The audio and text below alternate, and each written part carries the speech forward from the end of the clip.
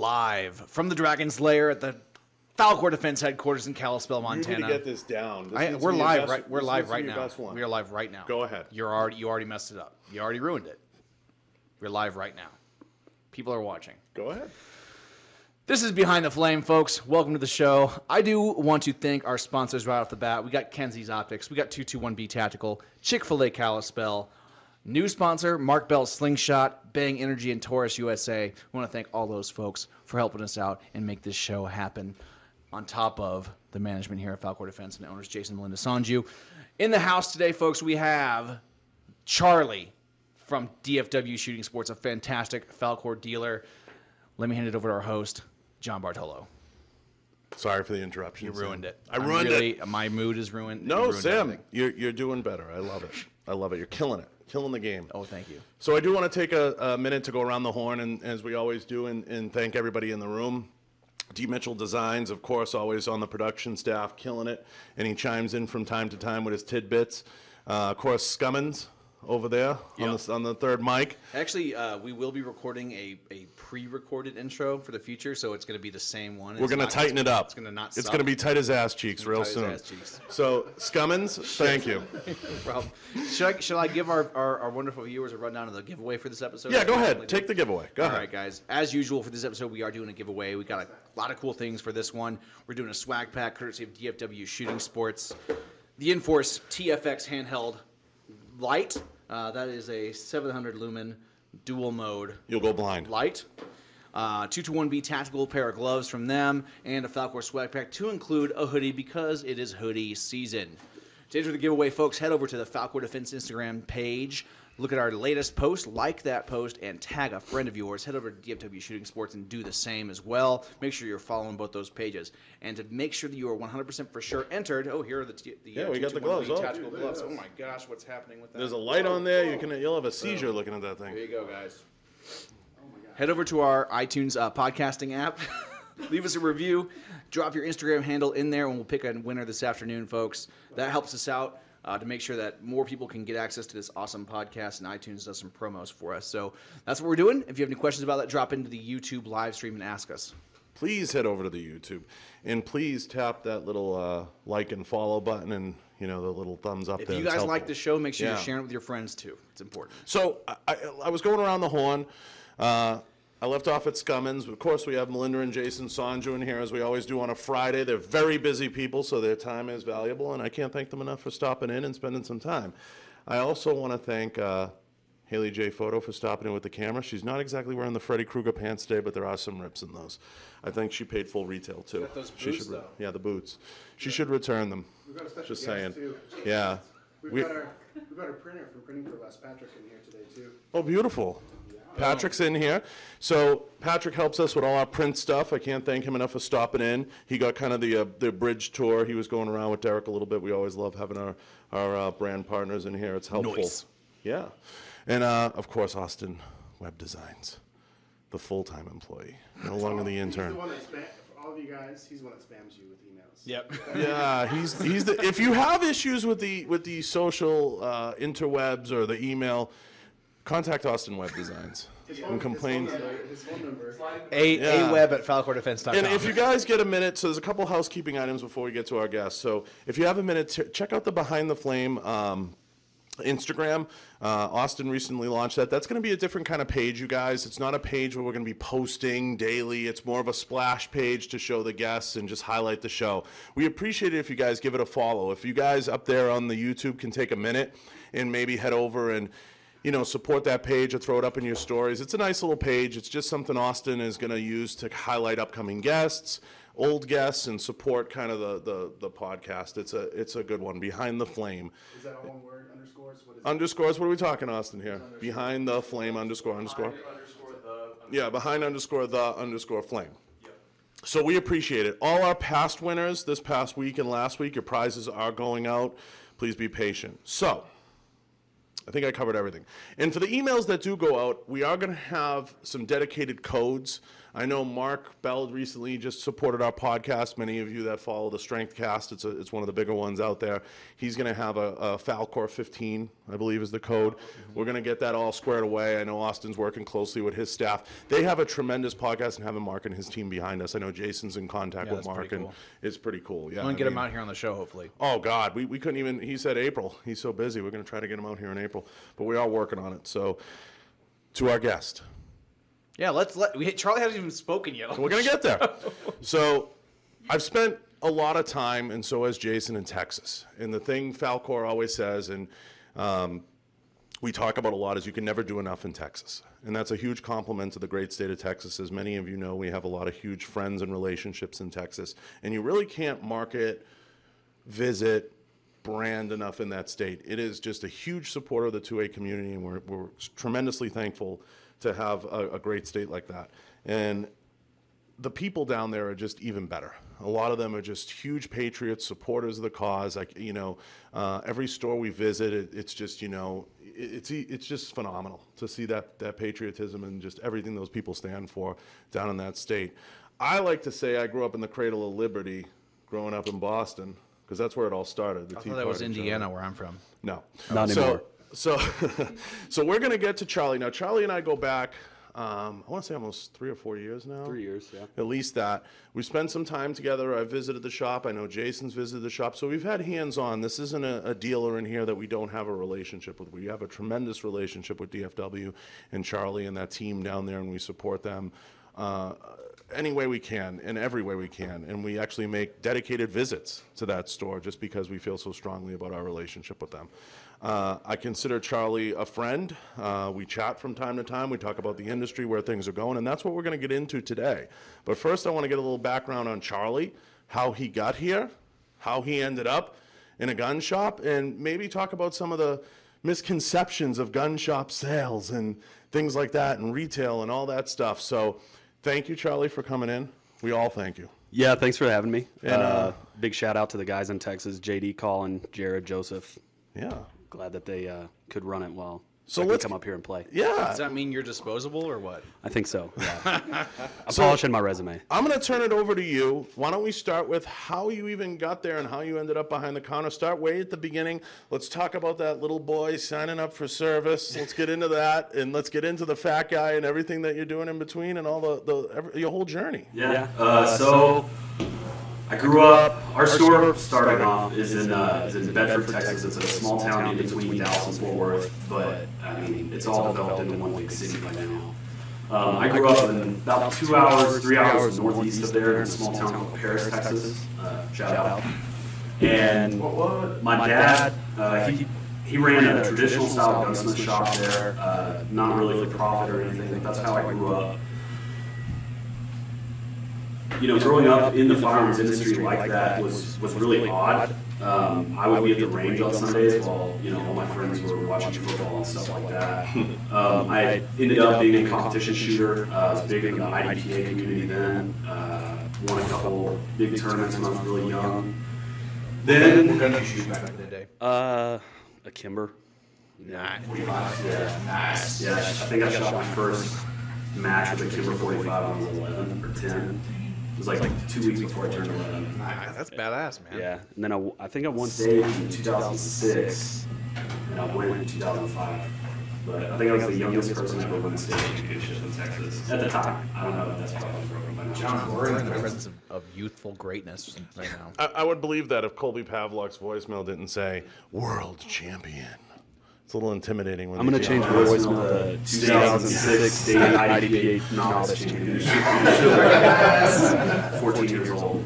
But so growing up there, my dad was a coach for the 4-H rifle team, so I was just surrounded by competition shooters basically my whole life. Then joined the Marine Corps right after high school, left, never really looked back, and did a couple deployments here and there. I was stationed in Arizona. I was afforded the opportunity to become a firearms instructor in the Marines, which was awesome. That was a super huge part. And as I was getting out of the Marines, it was like, polishing on my resume and everything. Well, what do I want to be when I get out? Well, I don't want to be an aircraft mechanic. That's not what I want to do. I don't want anything to do with the aviation community, so I fell back on the guns. I sent my resume out to like everybody that had a web page in DFW. And heard back from a couple, did a bunch of interviews and stuff once I finally got out and then made my way back to Texas. Then actually a company that I think that y'all are with as well, Ray's Sporting Goods or something like that in Dallas. He forwarded my resume to Jared, the owner of DFW Shooting Sports, where I have worked for the past 3.5 years, and never even met the guy, but he was a Marine. So he was like, this young Marine, he needs a job. Jared, do you have anything for him? So 6 months before I got out, Jared called me and said, hey, whenever you make it to town, don't care when it is, come find me. I did. It was awesome. I love their gun shop. I had a couple different offers. I went with them, and man, it's been an awesome 3.5 years. I've grown with the company. I've learned so much. The leadership there is just amazing. And so, right about that time is when I met Branch and Matt, and then all of a sudden one day this guy and Tony walk into the store, and I'm like, hey, those are the dudes from Instagram. What? We're the dudes. Yeah, they were the dudes. And, John just kind of like, I remember he handed me the first Valcour I ever held. I was holding it, and I was like, what is this thing? It's got the Proof Research barrel in it. And I was like, man, this is awesome. It's magical. This is magical. And then Matt had a couple transferred through Branch. And so we were like, yeah, we need these. And it's just been awesome ever since. Amazing. And just to put it in perspective for everybody, gun stores in Texas. Now, I grew up in New England where you had a gun store and it was like a mall, but there's not a lot of them, but they're giant.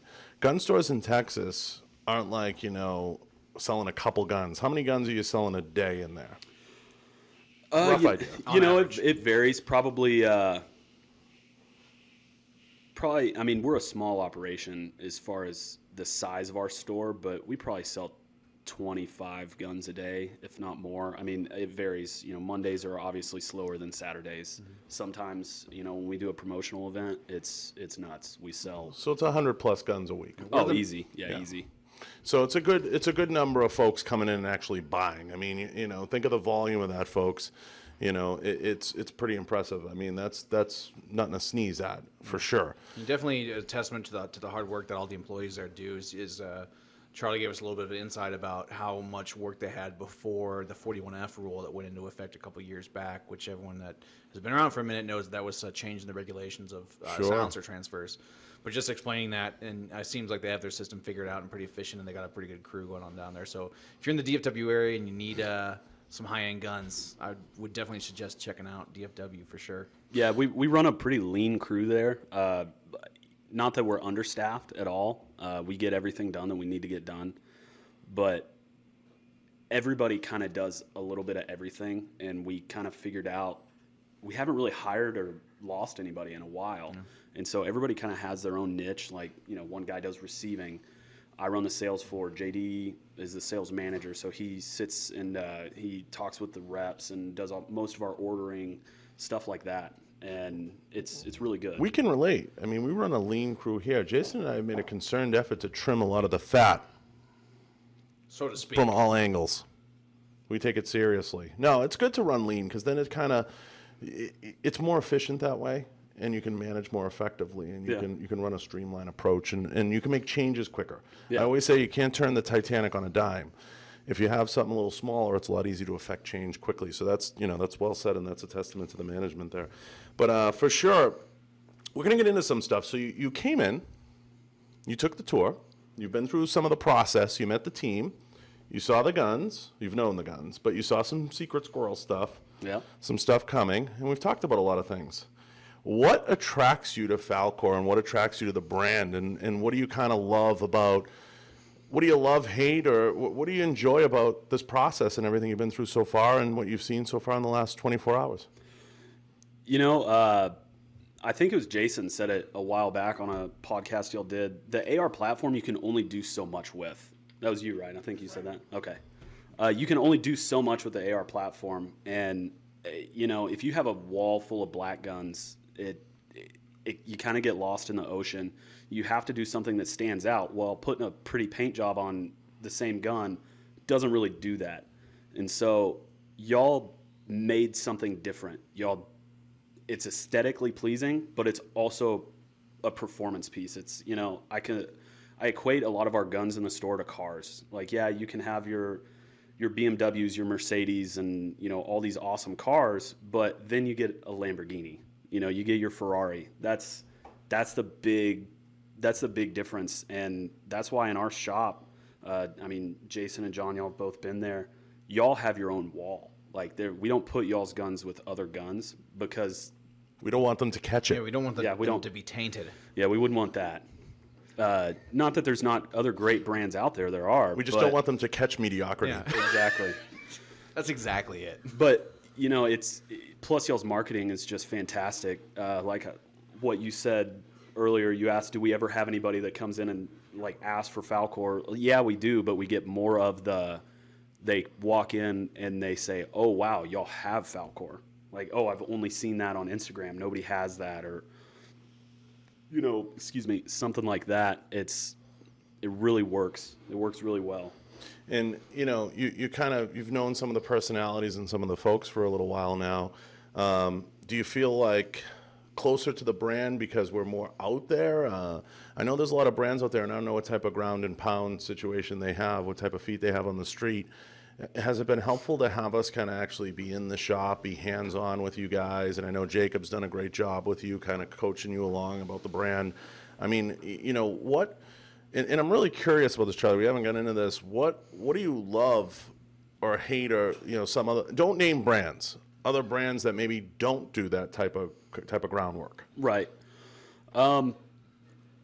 There are a lot of brands out there that do. They beat feet on pavement. You know, they do come out. They have reps in the store and they talk about their products and they educate about their products. But at the end of the day, when you are trying to sell the same thing at the same price point as your 4 biggest competitors, and there's not really anything that distinguishes you from them, there's not really anything to do. You know, right? Yeah, y'all definitely.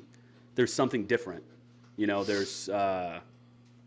You can distinguish your gun from their gun. Plus, the atmosphere of Falcor, all they have to do is like go to your Instagram page or go to your page or, you know, Tony's or Branches or whoever, and they see the community, they see all that, and that's another big part that sets y'all apart from everybody else. Yeah, and we'll get into social media and your thoughts, but what do you think of the firearms climate right now as you see it? You know, being at that retail level.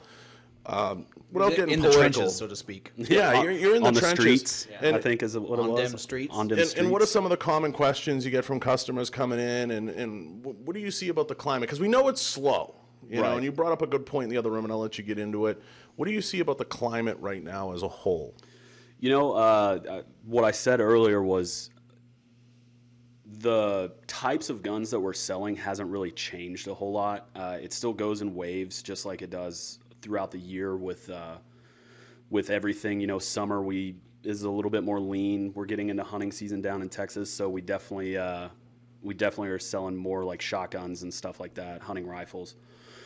But the AR market is definitely down a little bit from where it was. You know, you kind of have to pull out all the stops to sell an AR, especially with how easy and accessible it is to build ARs now.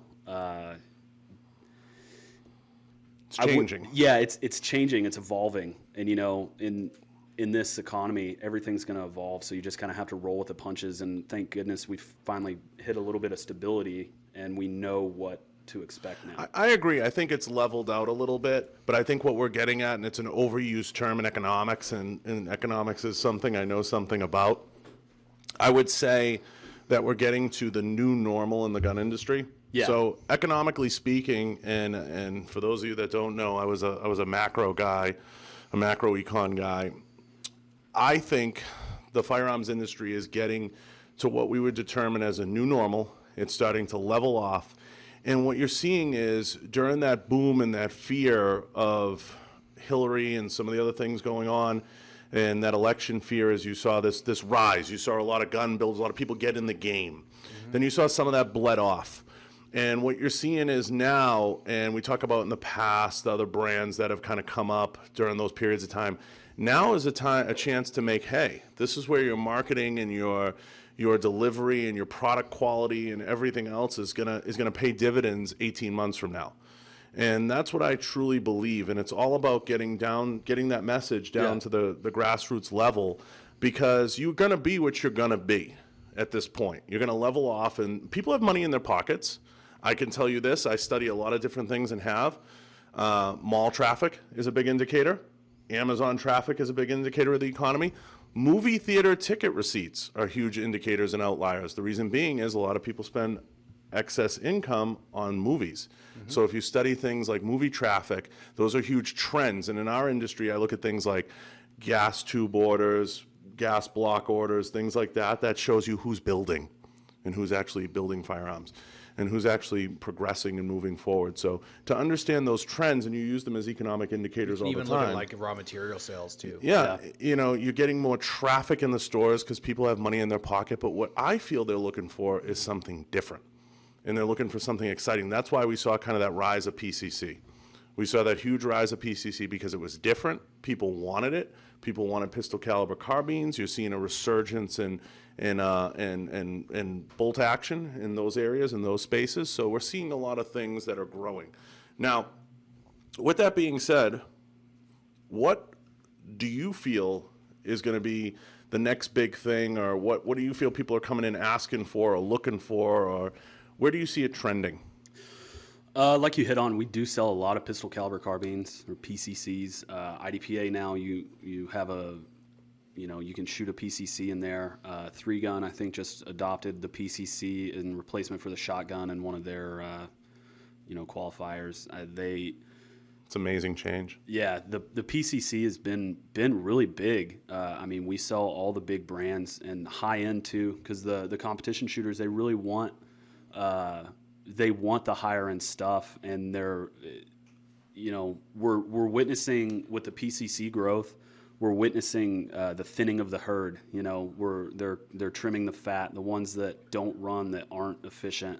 And I think that it's just like just like the AR-10 was 10 years ago. There wasn't really any, and the ones that were out there didn't really work that well. And so now we're seeing that again with the PCC. The ones that are out there, they're out there, but the ones that are really good are the ones that you're seeing on the shelf everywhere, and they're taking off. Yeah, I can't agree more, and some of the folks on YouTube are chiming in with agreement. A big shout out to the folks on YouTube. We see your questions. Please keep chiming in and sharing. We're doing a contest right now, just to remind everybody on YouTube. Please share the YouTube. It's a live link, and invite folks in. And Frank, we see you, and Matt and Daryl. We appreciate you guys. We're also live on Facebook. We're also live on Facebook. So if you're on Facebook, head over, and if you have any questions for Charlie or the environment and everything we're seeing out there, please chime in. Butch Hutchins watching us live on Facebook is Jacob's dad. Oh, awesome. Hey, Shout out Butch. to him. Shout What's out to up, man? Butch, yeah. And, it's interesting. Don't knife finger the screen. It's interesting, though, the environment and the changes, and you see it, and you almost have to be one part economics guy, kind of looking at all this and understanding the trends, and we go through that at a production level, when to produce, when to pump the brakes, how to continue to push the envelope, and I think it's tremendous, the insight that the retail level can give you into what's going on. What is your number one selling thing? Is it suppressors? Is it ARs? What do you see selling the most right now? Probably carry pistols. We sell a lot of carry pistols. Just tons. You've been in our store. We have over 1,000 guns on the floor. It's a lot, yeah. Yeah, most of them in a 2,000 square foot sales floor. It's just jam packed with guns. But we sell a lot of the mainstream guns, the pistols and everything like that. We also sell a lot of high end 1911s, 2011s from STI. Shout out to STI. Yeah, shout out. ARs, sell a ton of ARs. It's not as many as we used to, of course. Right. But accessories, optics, we're big. We try to diversify as much as we can. What are your biggest optics sellers? Just curious. Loophole, Night Force. We sell a lot of Vortex. Everybody sells a lot of Vortex. And Schmidt & Bender. A lot of Schmitts. Yeah. Schmidt and Bender. Do you feel people, this is a common question I'm going to get to, Charlie. I want to, do you feel people skimp on the optic or they skimp on the rifle? Oh, I'm really curious. Like, where do you definitely see, the optic. you know, walk me through those two scenarios. Customer comes in, I know nothing, and they always either want to go cheap on something. How does that play out in the store? Oh, man, it's always the optic. They always, you know, I hate it. I hate seeing it. You come in and you spend all your money on the gun, and then, well, let me put this little $200, red dot on my $3,000 rifle. It just drives me nuts. I hate that. Yeah. But I always tell them going in, I try to explain to them a good rule of thumb up to a certain extent. Obviously, if you're buying a Petra, you're not going to spend as much money on your optic as you do on your gun. But You can. Well, yeah, Schmidt and Bender, whatever. Yeah, yes. But I always say that a good rule of thumb is you spend as much money on your optic as you do on your gun. Now, if you're buying, if you're buying like an AR pistol to train with, and it's a, say $2,000 AR or something like that, well, you're not going to put like a 1 to 8 variable scope on there. You're going to put a red dot. Yeah. So that rule kind of goes out the window when you're talking about that. You can put an aim point on there for $800, but that's really about as good as you're going to get. Yeah. And so, it varies on what the application of the firearm is going to be, and that's something that we try to do at the store. All of our sales guys try to do the same thing. It's how I learned how to do it, and apparently it works. I mean, judging by what the other gun stores do, we try to. The first questions I ask is, what is this gun going to be for? What are you using this gun for? And whether it's a concealed carry gun and they came in to buy a Taurus, or it's a 308 that they want to go shoot hogs on their uncle's property with. Sure.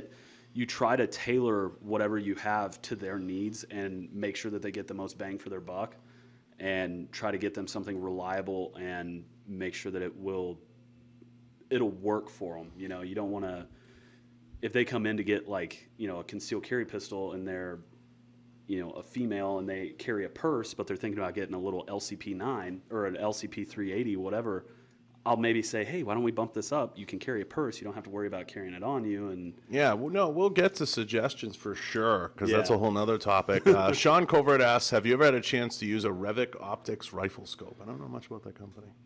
You? No, Sean. Sorry, not familiar. Not familiar. Revic? Revic, yeah. Not Right On? Not Right On? Right On is... Might have been a typo. Yeah. Yeah, might have been a typo. Sean, reboot. Right On we do have experience with. Yeah, Right On we do have experience. So I was going to get to that, which is, it's good that you brought up Right On and you touched on Vortex briefly. I think in the optics game, one thing that's interesting, and you brought up a good point, spend as much on the optic as you do on the gun, and that's great advice. I mean, I wish people would heed that advice, especially when we talk to clients. I think some great companies have come along and are coming along and producing great products. You take a company like a Vortex and you take a company like a Right On. They're producing a quality product that can get you in the game.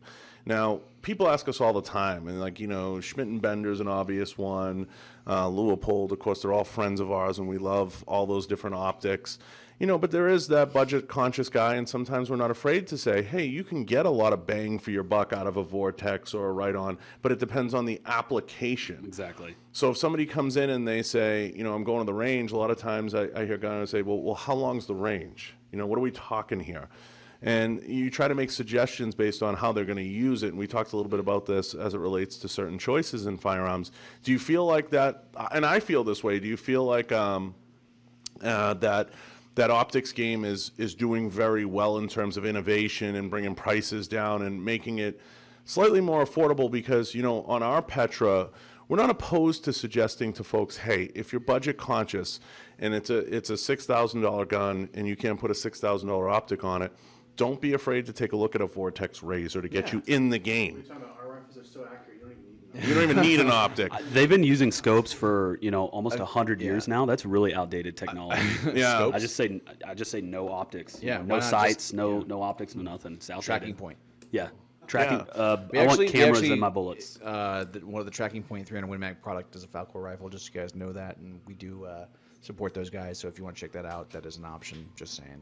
Yeah. So what do you say to that? That innovation in the optics game. Do you feel like the vortexes and the right-ons are kind of helping the game a little bit, helping people? And I'm not saying that's an optic they should stay with, and I'm not saying no, absolutely. but it can get them in the game. How do you feel about that as middle of the road advice? We always offer that advice as the entry level optic. You need something for the right now, and then maybe later you'll upgrade once you save up a little bit more money. Maybe they want to try a first focal plane Tremor 3 reticle or something like that. Yeah, exactly. Or they want to do a lot more research and kind of learn. Maybe they're pretty novice and they want to learn the basics of ranging your targets with a first focal plane, mil versus MOA. There's so many optics are just. There's new stuff coming out every single day. How important would you say it would be for individuals that don't have experience with a scoped rifle specifically to seek out professional training and learn how to use that properly? 100%. Yeah. And not just watching some YouTube videos. I'm talking like find someone that's competent, go take a training class. Hey, I'm a YouTube gunsmith, man. I'm certified through YouTube. Are you sure it wasn't like growing up with your dad and learning those things? My boss bought me a YouTube gunsmith patch, so okay, that's why it's certified. Okay. Get the Dremel out. Certified. So, hand files. No hand Dremel. files. Dad's not. He doesn't let me use the Dremel. And Sean, to follow up on your question, we did check out Revic real fast. I'm not familiar with them, but if you want to tag them in our post or get us familiar with them, we'd take a look at them. Yeah, we'll take a look at them, and maybe you sparked some of Charlie's interest. Yeah. Mel's over there been like, Mel's over there like, I'll take 5. But tag us in one of their deals, Sean, and we'll take a look at them. But yeah, thank you for sending the link too. You sent it over, so I appreciate that. That's what I'm getting at. There's a lot of kind of these optics companies popping up, and Sam actually was looking into it. There's just so much access now to access that technology and to explore it. But there'll always be those major players in the game, and we have so much love for the Leopolds of the world, the Schmidt and Benders. There's so many Swarovski. I mean, there's so many great options out there at that high-end space that you can get a really badass optic. In a perfect world, we'd all love to see the Petra decked out in a Schmidt and Bender, or we tell people at the least, if you're going to get in the game, look at that Mark V, something like that, and really, get yourself squared away properly. But if you're not there as a shooter, I think it's competent advice to say, hey, don't be afraid to take a look at a Razor or something like that. Yeah, the Viper line from Vortex, the Viper even the PST2s. I have a friend that he's got the Alpha in 6.5, and he has a PST2 on it, and we were, I want to say 800 yards, just hammering. I mean, every time. Yeah, I had a 5.6 AR with a 2.5 to 10 Vortex, the first gen Viper PST on it, and that's a great optic. I think it was $1,000 retail or something like that. Yeah, it'll get you in the game. Now, I mean, again, there's some folks that can spend $6,000, $7,000, $8,000. A lot of times the next question is, and I'm sure you get this a lot, or you give this a lot to the folks coming in, what's your budget? Oh, that's always second question. First question is, what are you doing? What are you doing? What do we need? And then the second question is, what's your budget? And they always look at me like, oh, well, that's the salesman question. You don't really care about me. You just want to make the most money that you can. And it's not really that. It's, I want to know what you're expecting to get, because if you come in and you're expecting to get, Smith & Wesson M&P, and I'm showing you LWRCs that are $2,500 all day, then you're not benefiting anything if I can't keep it within your budget. And Buy once, cry once. Yeah. Yeah, it's not. People shouldn't think of that as like they're trying to screw me over and sell me the most expensive thing they have. It's like, no, we're trying to find the best option for you. Yeah, you might not have the budget for what exactly you're looking for, so we're going to kind of give you some more realistic expectations, or maybe even change your budget at some point during the sales process. Yeah, absolutely. And then also a lot of people don't factor in what you said, the optics, into their budget. And so if they come in and they say, oh, my budget's, I want to have something under $2,000, I always ask, is that with optics or without optics? And they're like, whoa, I didn't even think about that. Yeah. And so then it's, okay, so now we're looking at a $1,500 rifle versus with a $500 optic on it, or something to that nature, or then they say, oh, well, let me bump my budget up a little bit since I didn't equate for the optics. Noah makes a great point. We can button up the optic conversation, and I think I'll stand by this one with Noah. He says, good glass will make a mediocre gun a good gun. That's true. That's great statement, and I think going a step further with it, because I do not consider our guns mediocre by any stretch of the imagination, as it relates to Falcor, it can make a great gun even better. Yeah. Yep. It's So, just also not. Let me make a note real quick. It's Yeah. not a substitute for shooter skill. So you Yeah, do need to have a solid foundation and fundamentals of marksmanship to get the most out of both your optic and your firearm. Yeah, absolutely. yeah, I think that's well said, and I think a lot of folks need to, especially if you're going to get into that long range game, which is what we're touching on because we're talking about scopes here. I would suggest this to everyone as a caveat. Even if you're in the short range game and it's just a 2-2-3 and you're doing some CQB stuff, go out and take a class.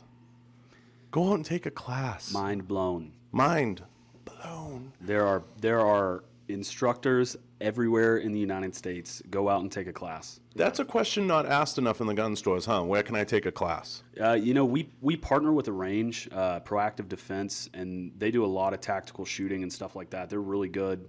They do some long range classes every now and then, but it really is. It's everybody.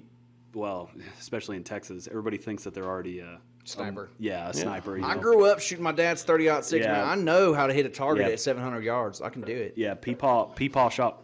He gave me a 22 back when Peepaw. back when I was 2, and I was shooting Coke cans off the fence. Yeah, man. and let me just explain something to everybody. Training is always something that's near and dear to everybody at Falcor here's heart. Everybody here is trained at some point. Sam, myself, Jason, Melinda, even if it's hunting, even if you say, I'm a hunter, I'm not, you can go out and you can train. And you can even train for hunting. Yeah, you know, can. Melinda will tell you can go out and hire a good guide, get out with somebody, learn your craft, call Christy Titus, call her up, call someone, and get trained. Find an SME, seriously. And I'm sure if you offer any amount of money, they'll gladly take you out. I'm sure they will. But you got to get out there and you have to find a subject matter expert or somebody in the area, like you're saying, or somebody that the store is partnered with, and learn what it is you're actually trying to do. Because a lot of people sometimes I find in gun stores, and I listen sometimes when I'm in there, whether I'm in yours or whatever, there's a couple types of people. There's gun collectors, and I'm sure you have those. They just buy in and they're filling their safe. Not a damn thing wrong with that. There's nothing wrong with that. We need gun collectors. And then there's people who are actually getting out there and shooting and taking classes. And I would say, and Charlie, we can come up with a system here. You'd be good to talk to about this. I say at the very least, once a year, you should be doing some active training. Something, at least. Would you add more to that? Would you take away? And that training can be as simple as getting out and actually having a system to your shooting. If you've trained before and you have a history of it and you understand what you should be putting in and working your mag changes and working your defensive stuff or working your hunting skills. But I believe that at the very least, once every 12 months is not too much to ask for the basic customer. Get out there and actually understand what it is you're using. I think that's a low ball. I think it should be at least, twice a year minimum. It's shooting for sure is a perishable skill. It's not like riding a bike. I have just been so busy at work that I haven't really been able to train I think we were talking about it last night. I was just trying to put a number to it, and I've only shot a gun like 3 times since Father's Day. And yeah, it's been rough. It's been rough. It's tough. But That's the thing. People think you work in the gun industry, so you must go. You must get to go shoot dude, all the time. I tell It's people like, that man, I wish all I the had time. to go Like shooting. we did a charity machine gun shoot. I know that sounds like a really odd thing, but No, that sounds phenomenal. It's actually. Texas. I told my friend in California that the other day. They're One in like, Texas. They're like, so what were you doing out there? I was like, oh, it's a charity machine gun shoot for wounded warriors. He was like, dude, I think you'd go to jail just for saying that in California. I was like, yeah. What are you Yeah. doing? Put them out of their misery? But I was thinking about it, I'm and kidding. that I shot out there, but I was dumping magazines because we didn't want to unload them, and it was only like 2 or 3 of them, and we were kind of in a hurry. But other than that, like dove season opened, I shot a couple Dove loads. Yeah, a couple of dove loads out there, and that's it since Father's Day. I tell my customers that all the time. They do say that. They're like, "Oh, you must go shoot all the time." I'm like, if you ever want to stop shooting, start selling guns. Yeah. Yeah. That's true. And, I shot a lot more when I was on the road and I was traveling and Right. and so on. Since I've been here, it's funny, same kind of thing. I don't get out as much as I'd like. We take our pilgrimages to Miami and we do some training and we do some stuff. But even by accident, I still get on the range quite a bit. I recently just qualified. I had to qualify at the Sheriff's Department. Yeah. So, I'm like, I haven't shot that much. And I thought about it. I was like, I shot about 250 rounds in range the other day. But to me, like 1,000 or under is like not shooting at all a month. Oh yeah, absolutely. This is interesting. Sorry, go ahead. No, go ahead. This interesting question up here on the wall. It says, Have you ever thought about putting on a training class through Falcor? It would be interesting to do a promotion with DFW Shooting Sports in their range facility. We're in talks. Yeah. There's things coming. We'll get to that in the episode. Yeah, there's. Do you want to touch on that now? I can, yeah. We have a major. Wait, get it? Major announcement. We have a major announcement. Friday. Go ahead. Friday. I'm just go ahead and announce it, Charlie. Okay. Jesus. Wait, Sorry. wait, reboot again. Wait, reboot. Friday. And now over to Charlie for a major announcement. Breaking news. So it's been years in the making, but we just broke ground this morning. I saw the pictures on Instagram and Facebook and everything. We are starting a new company. We're building a range in Texas, in Grapevine, Texas, technically, right off of Main Street, for anybody that's familiar with the Dallas area, Dallas-Fort Worth. It's called Texas Gun Experience, as you can kind of see on my hat. That's why I'm not wearing it. It's up on the screen It's up now. on the screen now, so that's live out what they're looking Okay, at, so you sweet. can see their Instagram page. So you'll see that. I mean, go to DFW Shooting Sports Instagram page, and you'll see all of our new stuff. They just, I mean, yeah, there you go. So there's the two owners, the two bald-headed guys, Jared and Joseph. Awesome guys. Extremely fortunate that I got to work with them, but unfortunately, I missed the groundbreaking. I've been there, for a long time, and I've been talking about being at the groundbreaking forever. But this was a little bit more important than that. Couldn't miss it. I know. I mean, it's yeah, Montana. yeah, I know, right? So Yeah, it looks exciting. It's going to be 35 lanes. I'm pretty sure. I can't remember. What's the 35 or maximum 34. range? We'll have 25 and 50-yard ranges. 4,000 square foot retail area. A couple classrooms in there.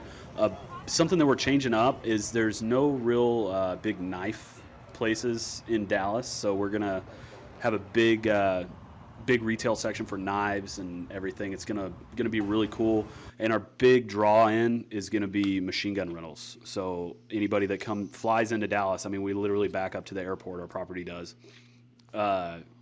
machine gun rentals all day. It's gonna be awesome. We're really excited about that. We already have. I think our Belt feds? goal. Huh? Belt feds? Oh yeah. Oh, yeah. I think our goal is to have 115 machine guns for rent, and we already have like 75, and we still have 10-month build time. So, sounds like an ATF dream. yeah. Well, they kind of help us out actually. Yeah. They tell us whenever somebody's going out of business, and then we Can go buy do their a- machine guns. Can we do a posty Petra at some point? We've already discussed that with our gunsmith, and it's in the works. Okay, cool. So- there has been one done before previously. It's hard to do though. It's a Yeah. little different. So to answer your question, Sean, we have been talking with Charlie and working out dates, and when things are groundbreaking and building, dates move around. But we've talked a lot about getting Tony down there, and I know Branch will be there absolutely for the Absolutely, yeah. opening. Oh, for sure. That's something that's in the works, and if Jason and I have to get on a plane and make a pilgrimage down there for that opening and be there and get down in the mud, so to speak, I'm more than willing to do it. I think it'll be a lot of fun. Yeah, that's what we were talking about last night, man. That'll be awesome. Yeah, I think it'll be awesome, and maybe even sneak the podcast down there. Maybe. So we'll see. We'll Live from the Texas Gun Experience. Yeah, we'll definitely have to make that happen. But that's exciting news, and I think, coming through the experience you had here and what gun stores are starting to do, it's starting to be more of creating an experience, right? And not just about coming in and buying the gun from Mar and Pa Kettle Gun Store, which that's still a great thing. I mean, that's what we are now. Yeah, and that's what you've been. But now creating more of an experience for people, and that's what we're trying to do here with some of the things, and even the tour and everything we put you through. It's creating a Falcor experience. You're creating a DFW experience. It's a Texas gun It's experience. a Texas gun experience, Yeah. absolutely. You can have a Falcor gun experience up here. Or At the you can Montana have a- gun experience. Yeah. Texas Gun Experience, Falcor Gun Experience at the Texas Gun Experience. That's what I'm saying. There you Yeah. We go. can have a Montana Falcor gun experience at the Texas gun I'm experience. confused now. While we're Let's shooting just machine move on. guns. Oh gosh, I like it. I'm so excited. I'm overwhelmed. And it's not the Bang energy drinks. I'm overwhelmed. So that's awesome, man. That's super exciting news. My hat's off to the ownership at DFW and you for doing that. And I think now is the time for expansion, and now is the time. I mean, when you have those stabilization periods in the market, and like we talked about, those economic indicators that kind of level out the marketplace, I think now's the time when you do that. Yeah. That's the time to expand. And people always think expansion is when you're selling more. It's not when you're selling more. It's when you hit those periods of when you know what you have. And when you know what you have in the marketplace and you know the clause you have in the marketplace, that's the time to really put your foot on the pedal, and I Yeah. think you guys are doing that. And you're gonna have something that's really exciting and really cool, and I'm looking forward to it. Yeah, I can't wait. It's been a long time coming. It's like every conversation we have at the store is, no, we can't do that yet. We'll do that when we get to the range. And it's been that way for about a year now. The And win so, is now. Yeah, There you and go. so Yeah. it's official. You know, I'm a little upset because I had an e-tool I spray painted gold, and so I was going to use that at the groundbreaking, and I didn't get to. We can, but, if you brought it with you, we can have a groundbreaking here. Yeah, That's fine. we can stage something out, or when you get down there, we can, it can be worked We'll get you out. taken care of. We'll get you taken Thanks. care of. We Thanks, got a guys. media department here. We'll figure it Can out. y'all like green screen me back there so I Well, can like? We can have Austin mock up a groundbreaking here. We'll get you like a little pail and a little gardening shovel, That'd be good. That'd be good. and we can do some Turn groundbreaking. some dirt over. Yep. Yeah, that'd So, be cool. so I'm really excited for you, and it sounds like it's going to be a great career move too, and it's going to be exciting. And because of that, because you'll be training more, and you're going to be getting more on the range, there's a little diet going on and some getting in shape. Yeah. Talk about it. Yeah, I was, got out of the Marines, and like the last 6 months that I was in the Marines, I didn't care at all about physical fitness. And then got out, a little bit over 2.5 years later, I was up to 267 pounds. And my roommate kind of came to me, he's a personal trainer and stuff, and he's big into fitness. He was like, "Hey, dude, get on the scale." I was like, "No, dude, I'm good." He's like, "Get on the scale." It's like, "Bro, I'm good." He said, "How much do you weigh?" I said, 245 max. Got on the scale, 267. He's like, "All right, that's it." Yeah. And so one Pull of the- Branch's really good friends actually owns a gym also in Grapevine where we're building our range. Is that And- Johnny? No, Galen Blagg. Yeah. And he had a bunch of extra equipment, so we built it in our garage. And now I'm trying to get like you so that I can be camera ready next year whenever y'all come down. Yeah, no, physical fitness, it's something that, we've prided ourselves on. I think it's one, look the part, two, train, you Yeah. mean it and actually put the training element behind it.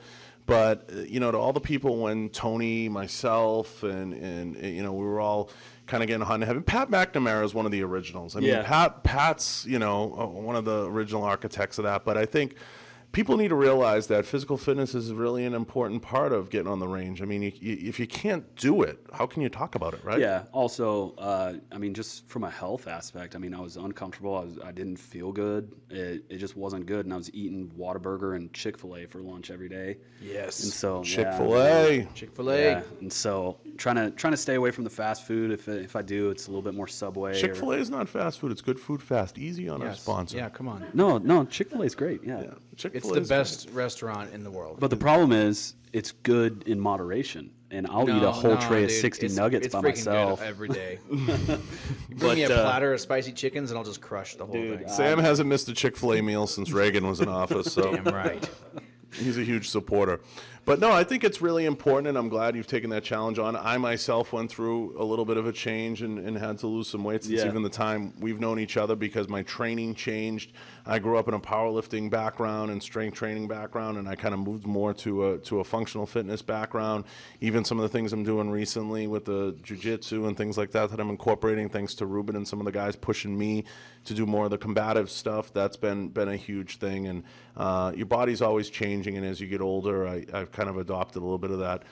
Carrying the weight doesn't necessarily help you. So I think it's really Yeah. There you go. There's a picture of John on the in his new dude. You look like we decided We yesterday. got the gi. You're Over gonna here. blast the We gi decided photo? that you look like this picture looks like your parents just dropped you off for your first Taekwondo Oh, first lesson. day of school. First Taekwondo lesson. There you go. You were missing your little lunch pail. Yeah. John finally got his costume. Yeah, I got my costume. So, I'm always looking for things to do in the community, and one of the things has been obviously, bringing folks in here, but also locally. partnering up and doing some work with the sheriff's department, and now the jiu-jitsu stuff. It's just fun for me, and I think it's great vibes, and they're a good crew down there. And I got pushed by guys like Ruben and Chris Woomer at Veil Solutions, and Aaron in our building, Aaron Cross, our in-house pusher, jiu-jitsu pusher. So it's been a fun ride, and anybody who knows me, who's followed me through the years, and I know you have, I'm always trying to do different things. So I applaud you for taking on the challenge, and it's tough sometimes to talk about. A lot of people don't like to talk about that, but I'm glad that you did and shared with us, because it's good. Frank Smith says you did care about physical fitness. Physical fitness is food in your mouth. I do the same, brother. I need to diet too. So you got a lot of supporters out there. Thank you, Frank. Appreciate that. Yeah, and stick with it, and I know that you'll get there. Do you have a goal? I'd like to be back down to like 215. That was kind of like my fighting weight. I felt pretty good at 215. The battle weight. Yeah, the battle weight. I just broke under 240, so I was pretty happy about that. I was 239, I think, 238 the other day. Good. So we'll do some training today. Yeah, I know I you and can't Jason wait. will get in the gym. We'll do a little training, and Melinda's going to cook up some extra special healthy food with no butter. I am eating vegetables and chicken. No rice. And rice. No rice. Yeah, it's not great, and I've kind of fallen off about the past 2 weeks. Haven't been as strict as I was, but We'll get you back there. This will be a refocus the next 24 hours. Breakfast with John Bartolo does not help me. Well, Sykes at is all. that's an exception, man. That's considered a cheat. Dinner with you guys last night and breakfast this morning we had to doesn't have help. karate food last night. Yeah, we did have karate We food did. last night. That was pretty awesome. We had some. Came all the way to karate food. Montana for some hibachi. Glad Oh, I love it. I'm glad you got the sake out of your beard. You know? Yeah, the karate. We took you out for authentic karate food. Karate food in Kalispell, I gotta Montana. say though, last night the show He was legit. Yeah. He was good. He had those with- flaming batons and everything. And if anyone was following on the stories, Oh, it was I mean, awesome. At one point, I thought he was going to go up in flames. Haley J's a regular in there as well. They know her by name. She has her own table. Yeah. She's a regular for karate food. You wouldn't know it, but she is. Well, So- she's small like a ninja. Yeah, like a ninja. Yeah. So it's awesome. It's awesome having you in. Let's get to a couple of the hard hitting questions. We'll go. Sam, we're gonna get to the hard hitting questions. Now we're gonna ask the hard-hitting questions. So you've been around the game and you followed a lot of us for a while. What are your thoughts on the gun industry as a whole at the level you see it at, and what are your thoughts on social media and how it affects people? You know, I'm kind of new to the social media thing. Started a long time ago with you and Matt and Branch and all y'all, and then I just fell off. I was like, I don't have time for this. And now we're getting back into it. Kind of relaunching a media program there at DFW so that we can roll right into Texas Gun Experience. And so I've been doing a lot of videos and a lot of pictures and stuff with our new media guy. But it's kind of fickle sometimes. You get it. You get a lot of love and a lot of support. And Understatement of the year, right there. I'm not trying to downplay it or anything like that, but you get a lot of love and a lot of support, and from you. There's never been a time that I've had to try to contact you and you were just too busy or you didn't get back to me. Even when I see you live on something, I'll say, "Hey man, come see me down in Texas." You always shout me out. You're like, "Hey, yeah, Charlie, love you. We'll see you here in a little bit." But John's got skills, man. dude, I'm telling you, he's Social ninja. he's in mid conversation and then still talking and replying to 16 things at one time. It's ridiculous. But the fickleness of everybody, there's a lot of opinionated people out there. I think it's that way in any industry, especially one as maybe as driven as this one and as small business oriented as this one is. That there's going to be a lot of haters. We'll get to the haters. Yeah, but as far as the industry goes as a whole, and especially in social media, I think that if we can kind of band together and be a little bit more supportive for everybody, that I think that would be Well said, Mel. yeah. I mean, I think I've said Just it many. because sorry to cut No, you no, off, go John. ahead, Sam, Just jump because in. it's the internet does not mean you have to be mean to people. Yeah, keyboard warriors. Keyboard warriors. I try. I can honestly say I am not one of those. If y'all go to my personal social media, you'll see that I don't post things very often. I do everything through DFW, and that's it. I don't post stuff on my own social one because I despise that. it drives me nuts. Yeah, I don't keep anything a secret. Everybody knows that about me. I'll put it all out there. I just think people should be nicer. Be nicer. How about somebody puts a picture up? Good job. And if you don't Good like for it, you. just go, Pat. Just move on. Hey, you're doing this. I think that's awesome. There's a reason why Facebook doesn't have a dislike button. Yeah, it's well said. I think, but I think on a bigger level, I think anger breeds hostility, and hostility breeds contentiousness. And I think that we see a lot of that in social media. And I've said it yesterday with Chris. I've said it on multiple podcasts. It's becoming redundant. I don't, want to get too deep into it, but it's the "why not me" attitude. Oh yeah, absolutely. You have what I want. Why not me? Why not me? I hate you. Why not me? And when you dig through the layers and the bullshit and everything else, it comes down to some people. There's a shred of jealousy wrapped into it. Absolutely, yeah. There's that attitude of like, he has what I want or she has what I want, so I'm going to try to take it. And how about you just accept the fact that I'm like, when I post a picture, and I'm sure Mel does this, Jason, you, Sam. You're trying to post the best part of your day, and you're trying to feel good about it, right? Yeah. Hey, I had some Chick-fil-A today, or I had a bang, and I feel really good. Thank you. That's Sam's best part of his day. Yeah, you're posting the best part of your day. And Best part of my day is gonna be today when I go home. Haley probably posts the best picture that she took in a given run, and you want to feel. The goal is, I want to feel good about something I did today. Yeah. And you put that out there because you're trying to put positive vibes out into the world, right? And you get, majority, 90%, that'll come back and say, good for you. Like I posted myself in the gi. Very humbling, right? To say, I'm starting out. This is new to me. Very humbling. Very humbling. And to go and do something that you've never done before is very humbling. And to start from scratch and be told what to do. But I like doing that stuff.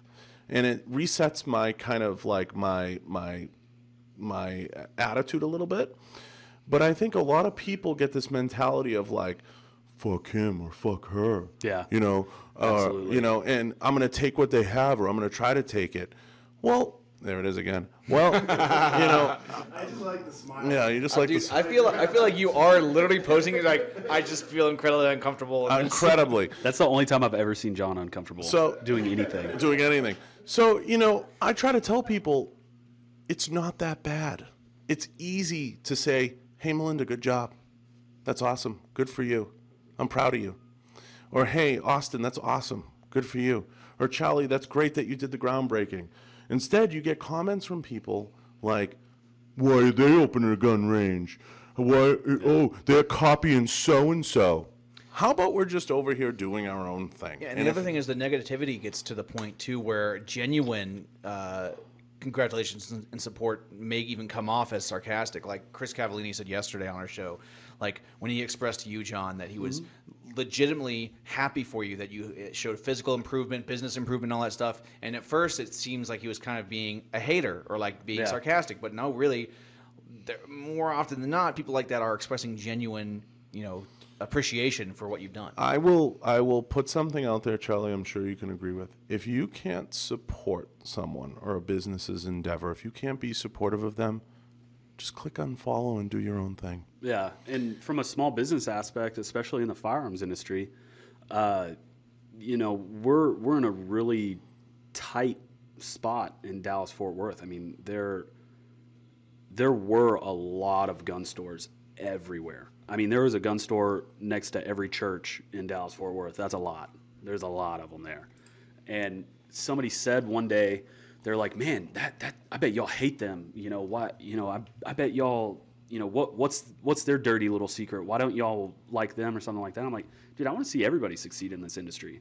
Now, if you open up a gun store next door to mine, then yeah, we're going to get a little competitive and things are going to get a little tight.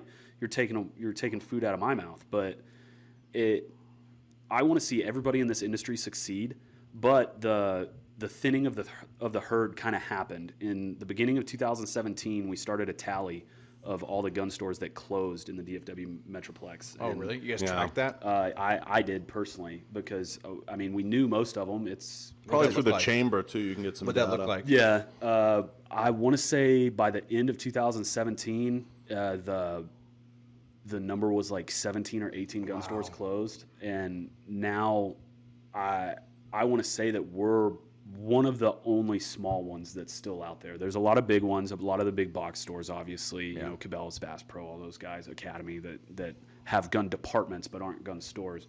But as far as like an honest to goodness, just straight gun store, there's only I would say there's you guys, DSG Arms. DSG. They're not a gun store. Yeah, I mean, awesome. I love DSG. I'm not saying that anything negative about them. They're not really a gun store. They're online, and you have to have an. Well, they're appointment or whatever their distribution. They do basically all LE and military sales. Like the first time I went over there, they didn't realize that I was one of their. I was there to pick something up for the store. Oh, really? And they stopped me at the door and were like, "Hey, you need to show identification to get in." I was like, "How about like my FFL? Will that work?" And I called my rep, and he was like, "Oh, dude, I'm sorry, but."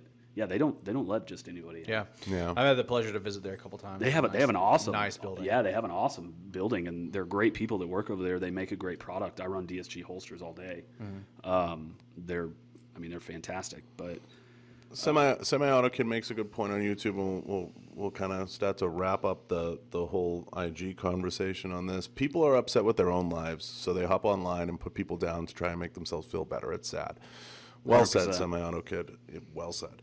And I think that has a lot to do with it. So flipping to the positive of the world, who inspires you and what pages inspire you? It doesn't necessarily have to be the gun industry, but maybe touch on what personalities you like out there and who you follow and what you love about them. Like you and me were talking about last night, I listened to a lot of Joe Rogan. Somebody told me the other day, they said he's like the Oprah for men. Yeah. And I was like, dude, that's so true. Every time he like talks about a book or has a guest or somebody like that, I research the guest, I buy the book, I listen to the book. You know, he really is. He's the Oprah for men. I'm just wondering if he's going to start doing the Joe's favorite things giveaways then. Dude, I don't know. I want to attend that show then. But I've always listened to him, his stand up and stuff like that, and then he started this podcast. I started out UFC, and I'm a big MMA fan, and it kind of morphed into all of that, what he has now, and even like when I'm driving home from work and I'm like, man, I don't want to go to the gym. Even though it's in my garage, I'm like, I don't want to work out. I want to stop. I want to get, Whataburger, and I want to go lay in my bed and not do anything. I'll watch, one of his episodes with like David Goggins or somebody like that. That's like, hey, don't be a bitch. Push through it. And a lot of the time, when I need like a quick little inspirational thing, Tony's videos too. I mean, I love Tony's videos or some of Branch's videos and stuff like that. So we'll do that. Firearms industry stuff. Dude, I watch a lot of y'all stuff. You know that. Yeah. I always have. I've been a fan of y'all since day one. And so. And we appreciate that. Yeah. So. Yeah. No, I can't thank you enough. I mean, it means a lot. And I think we draw our inspiration from a lot of different areas sometimes, and sometimes for me, it's a little bit of everything, the motivational stuff, the fitness stuff, the firearms stuff. There's a lot of personalities out there, a lot of people that are just good, positive people and put a lot of good positivity out there into the world, and I try to pay as much attention to that as humanly possible. I've spent less and less time, particularly on Instagram. I'm more kind of gravitating more towards the YouTube and that space a little bit more. I feel that it's just better vibes in that space. I enjoy it more. I think it's just telling, the people that you follow are starting to become like the people you put around you. You know what I mean? That's going to influence you on a daily basis. So there's just some people I just choose not to follow because I don't want to be influenced by it, because you're going to scroll through it. It's going to affect you in some way, shape, or form. A classic example is like those damn ASPCA dogs. They get you every time. Oh, my God. You watch one of those things with like the dogs in the shelter, and I'm telling you, Charlie. Dude, I'm a grown man. I've come to tears. And I am fucked up for like 3 hours because I want to go like rescue a kitten after. All of them. Isn't it Sarah McLachlan that sings that song? Fuck yeah, dude. God. Dude, I was trying to come up with really good names for my Glock, and that was one of them. Sarah McLachlan. Sarah McLachlan. No. So I call my Glock Sarah. Those dog videos, they'll get you every time. What about the without cat ever- ones? No. I almost brought Daisy. Oh my God! I'm telling you. So you needn't look any further than something like that to kind of see what will affect you and how it affects you on social media, and it's really cool to see those things. So, I'll ask you in closing: is social media a good thing or a bad thing for the firearms industry? When it's used in the right way, I think that it's an awesome tool. There is no marketing like there is in social media out there. It's free, technically, but there isn't a way to market or advertise in anything out there, in any type of media source that's not social media now. I mean, radio ads, TV ads, all that stuff, magazine ads. It's awesome and everything, but how many people read Handgun Magazine still? Not, point. I mean, not a ton. How many people have Instagram? Well, I know how many followers you have, so there's at least that many, Yeah, that's a good point. But what we were saying, whenever it's used for the wrong reasons to try to drag somebody down with you or something like that, I think it's just a devastating tool, and it's poison. It's toxic. Yeah, you accept a certain amount that you're in the public eye, bless you. You accept a certain amount of that responsibility being in the public, but I mean, you get battle hardened, and I've been through that. Everybody has on some level, and you kind of take the bullets, but you come out the other end a lot stronger. You come out the other end like, hey, look, it's like Chris Cavallini it was awesome when Chris did this. Chris was like, I put everything out there. I was doing all the wrong things. Once you put that all out there, it's like, what else would you like to talk about? What else would you like to talk about? Because you can't shoot holes in somebody that's willing to say, here's everything. Yeah. Judge me. Absolutely. So I think it's well said, and we'll kind of start to wrap on this going forward. And I know you're tremendously focused on DFW and everything. What does DFW mean to you, and where do you see the shop going, and where do you see everything developing out for you guys? I just real quick, I was just super blessed that I got the job at DFW when I did. I was kind of in a place where I needed guidance. It was supposed to be like an interim job for me to get out of the Marines, kind of work part-time, and then start school. I didn't start school because I love my job so much. And the owner at DFW, Jared and Joseph, they, especially Jared, not saying Joseph didn't, but he's more of like a behind-the-scenes guy. Jared's our GM. He's the every day-to-day thing. He and JD, our sales manager, I mean, they basically taught me everything that I know about the industry today. And it's just been awesome, and I was super fortunate to become a part of that team and learn how to do it the right way and learn the business aspect of it, not just product knowledge. And that's something that I think a lot of the gun stores out there need to let their junior people know, is the business aspect of it. It's not just what guns do you like, try to go sell them. Understand what makes money, what doesn't, Exactly. and how the business is run. I think that's well said. It's important to us here too. It's something we've implemented a lot with our team, is understanding Absolutely. where we are, where we want to be, what we're doing today that is good, and what we're doing today that isn't good. I think as your team develops a firm grasp on that, it keeps everything moving forward. Absolutely. And that's where you have to be. When everything is kind of when you just kind of like say, hey, Joe Gun Salesman, go out there and just sell a gun, it's not enough data. They don't understand that maybe your gun shop owner, this is his life savings, this is his dream, this is what they need to understand. They need to bleed with you. Yeah, Sergeant Mack, he hit on that the other day. He was like, there's so many gun stores out there that just put anybody behind the counter.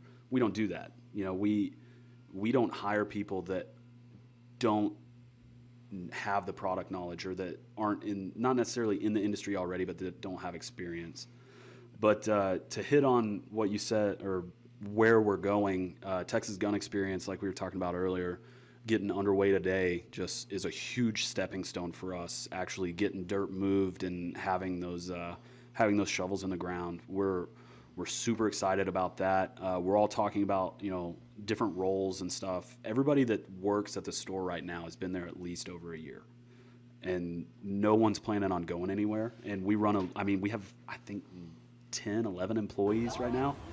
And so we're gonna keep those people, and basically everybody everybody kind of has their own department right now, and everybody that's there now is gonna kind of morph into a leadership role or something like that, give or take, one or two over there whenever we get to the new place. I will be shifting from sales, unfortunately, because I won't be able to really deal with y'all as much as I wanted to, but I'll be put more into the training aspect, to the memberships and the range and everything like that, because That's they need great, man. That means you're going to have more responsibility and all that stuff. Well, There's yeah. nothing wrong with that. Yeah. It's not like we're going to forget about Let's you. ask the better, more important question. What rifle are you going to shoot when you're on the range?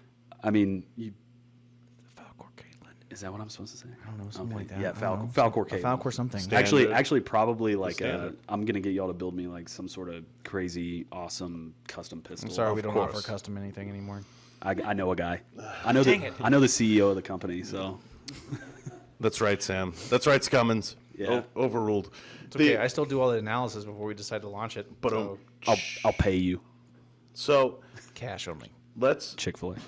wrap on this one last question. We usually ask the girls in what the effective way to slide into the DMs is, and we get into that. I want to ask you, a customer walks in the shop, what's an effective way for what's the attitude a customer should have coming into the shop to purchase a firearm? What's the correct approach? Because a lot of people are nervous, first-time gun owners, first-time buyers, intimidated, females, males, doesn't matter. What's the right approach? They open your door, the bell chimes. What's the attitude they should have? If they're a first-time gun buyer, they should be a sponge and soaking up information. But at the same time, it's probably not the best sales technique, but it's worked out pretty well for me to let people know that you're not just full of it. Is I'll show them we have our pistols. Let's just, for an example, say they're coming in for a pistol. We have our pistols set up. Each case is a different brand.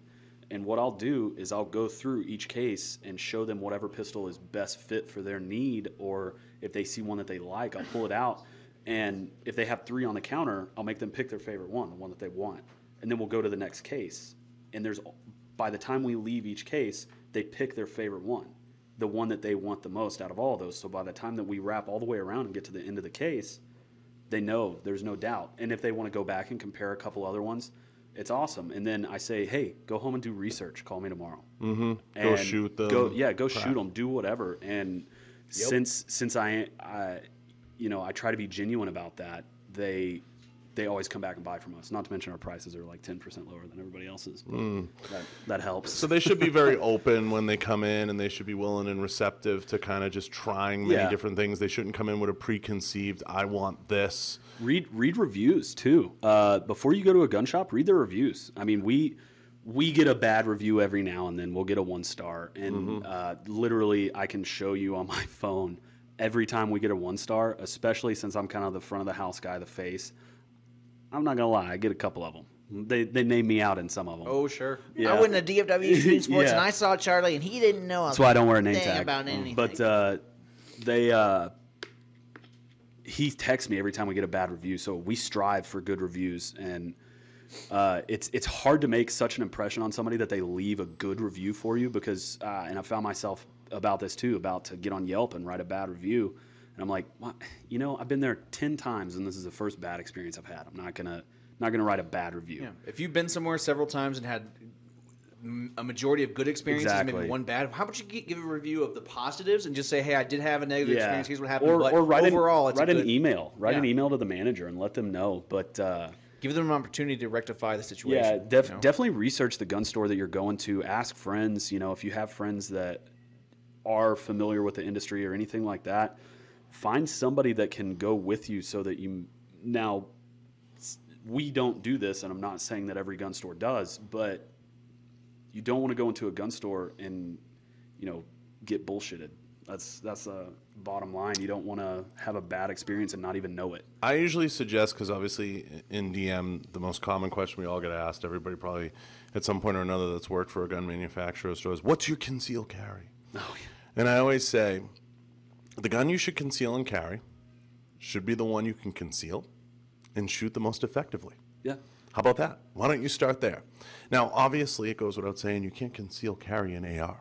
That doesn't make a whole hell of a lot of sense. Challenge accepted. Unless you're 300 pounds and you can hide it somewhere under a muumuu or a poncho or something like that. A duster. A duster. Duster. Now, with that being said, my next step is I suggest to everybody, whatever it is you're buying, rifle or pistol, go to the range. Everyone has a buddy who shoots. Go shoot a little bit. Get a feel for what you may or may not like. Take a lesson. Take a lesson. Bum bum. Ba-boom. Then go into a gun store, talk to someone, get a feeling like you're saying, get a rundown of the different options, figure out your ding, ding, ding budget, right? And start to work from there. So with all that being said, take your time, don't rush into it, and make a quality purchase. And hopefully that quality purchase leads you to the Falcor section in DFW Shooting Sports. That would be awesome. And Charlie will gladly fit you up with the best option. Probably a Petra for concealed carry. Texas is an open carry state, so you can go to Starbucks with the gun wrapped around you. There you go. Didn't used to be. So Like those the open carry advocates down before they changed the law were carrying like black powder pistols and stuff. Yeah, I know. I testified in that court case. Oh, nice. Thank you. Congratulations. with all that being said, and having you here, I can't thank you enough for stopping in. Absolutely. It's great. It's been decent. It's been great. And we've had an awesome experience with you. We had a great time having karate food. We're going to have a delicious dinner tonight after we train a little bit. We're going to get some sweat going. Yeah. We're going to train. Jason's going to actually train too. He's got some pipes. We're going to have some delicious food tonight. Melinda's going to cook. We'll see if we can get a carb down you. And maybe a dessert. It won't be hard. Melinda's known to sabotage a meal or two. In a good way. You sabotage. Oh, I happened to make cinnamon rolls. How did this cake show up? I know. Last brought night, this? how did that fried rice show up on my plate? It's low fat cake. So, yeah. So everybody's invited. We'll spend some time. We'll wrap with you. But I want to say we can't thank you boys down in Texas enough. It means a lot to have you here. And if anybody knows and has followed my journey, Texas to Jason and I and the team here is like a second home. Absolutely. One of my best friends lives down there. As you know, we make many pilgrimages down to see Branch and see the guys down there, and Trish and Brian Dobson down in Metroflex there in Arlington, and all the boys. Thank you to everybody in Texas, and we love going on the hog hunts with Chad and all the guys. It's a huge compliment to have Texas come up to Montana and spend some time in Kalispell. I need to get out of the heat anyways. So. And you guys, I saw that fear in your eyes this morning when the cold hit you. When you hit the door, you were like, So we appreciate it here, and you always have a home here in Kalispell, Montana. I appreciate that. So anytime. And to all my boys in Texas, thank you. And thank you to DFW and the ownership there for their support and for everything that they've done for us as a brand and as a company. And I know from the bottom of Melinda and Jason's heart, they appreciate everything that you boys do down there, and you always have our support. I don't care if you need anything, you reach out to us. Always. And Always do. And thank you, Charlie, for coming out, and thank you for spending some time with me. From the whole team here, I'm going to throw it to you. Where can everybody find you, and where can everybody reach you with any questions, concerns, or comments? Okay, so DFW Shooting Sports for at least the next 8 to 12 months is still going to be in the same place in Bedford, Texas. We're 105 Bedford Road. You can find us on Facebook, Instagram, Twitter. Website is www.dfwshootingsports.com. Phone number 817-285-0664. If you need anything, call us up. We're closed on Sundays, but open every other day of the week. If y'all need anything, man, just holler at us. We do a lot of gun broker stuff. That's something that I didn't hit on. Is we are in 2017 we were top 25 on gun broker. The year before that we were top 100. This year we're probably going to be top 10. We do a ton of gun broker. Ton of Amazon too. Yeah, Amazon. Check out our Amazon page. We do a lot of optics and awesome stuff on Amazon. Shout out to Jeb. He's heading that up for us. And we're willing to help. There's multiple times that we've gotten contact from like a North Carolina number, and I pick up the phone and it's some random person, and they say, hey, got on Wilson Combat's website and we saw that you're one of the biggest dealers in the country. do you have this gun in stock? Well, absolutely. And so if it's a gun that you need that you can't seem to find, Vickers Elite 9mm.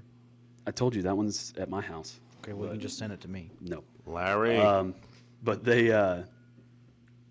they call us all the time, and we ship guns. We have a huge shipping department. We ship guns everywhere, all over the United States, and it's a humbling experience, really, that we're going from kind of a small mom and pop gun shop that is 30 years old to kind of a national name, and it's really awesome. And thank you all for having me up here. Anytime. Of course, to Goes without help this saying. out. Quick shout out to everyone on YouTube. Thank you for tuning in. Shout out to Bravo Concealment. Thanks for shouting out. I love you guys. And they're a Texas mainstay as well. So, again, shout out to all the businesses in Texas and everybody we deal with. Thank you. I'm going to throw it to Sam now for closing remarks and button up the contest. So, thank you again to everybody in the studio, and thank you, Charlie. Sam? All right, guys, on top of all the thanks, definitely want to thank Charlie from DFW Shooting Sports for coming out and being on the episode today. I'm going to give you a couple rundown of where to find all these people again real quick. So Derek's going to bring up some pages on the screen here. First off, head over to Instagram, give at DFW Shooting a follow. Follow the new page for the Texas Gun Experience. That's a new page they just set up right there, at Texas Gun Experience. Now, let me give you a rundown of our show sponsors. We want to thank all these folks that support the show and make Behind the Flame possible. First one being Mark Bell, Slingshot. Is that the one you got up there? Cool. Kenzie's Optics, 221B Tactical, Bang Energy, and Taurus USA. I want to thank all those folks for supporting the show, as well as CFA Kalispell, the Chick-fil-A restaurant right here in Kalispell, Montana. They're big supporters of the show. Casey over there, the owner, is a big gun guy, so we want to thank them for feeding us on occasion.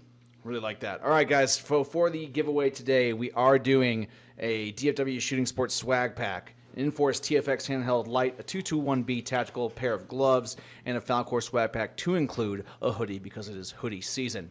To enter the giveaway, folks, same as usual, head over to DFW Shooting on Instagram, like their latest post, tag a friend, do the same on the Falcor page, then head over to the iTunes podcast app, leave us a 5-star review with your Instagram handle in the description, and Austin and I will pick a winner this afternoon. Again, guys, this has been Behind the Flame. Next week, we got a big week for you guys. You won't want to miss any of those episodes. We'll see you on Monday with Tony Real World Seminot of Real World Tactical. See you guys on Monday. Have a great weekend.